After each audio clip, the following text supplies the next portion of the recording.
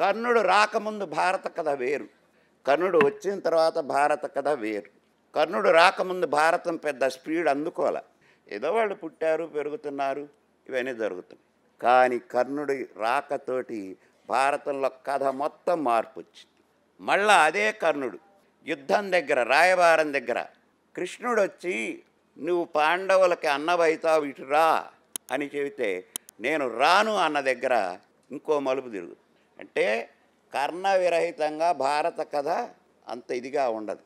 ఆ కర్ణుడు మహాదాతని మనం చెప్పుకునేదే, అడిగిన దానం చేస్తాడు, దానశీలి కానీ కొంచెం సహృదయుడు కూడా. అతను దుర్యోధనుడి దగ్గరికి వచ్చేంత వరకు కూడా అన్ని విద్యలు సాధించడానికి నానా ప్రయత్నాలు చేశాడు. అట్లానే అర్జునుడు కూడా చేశాడు.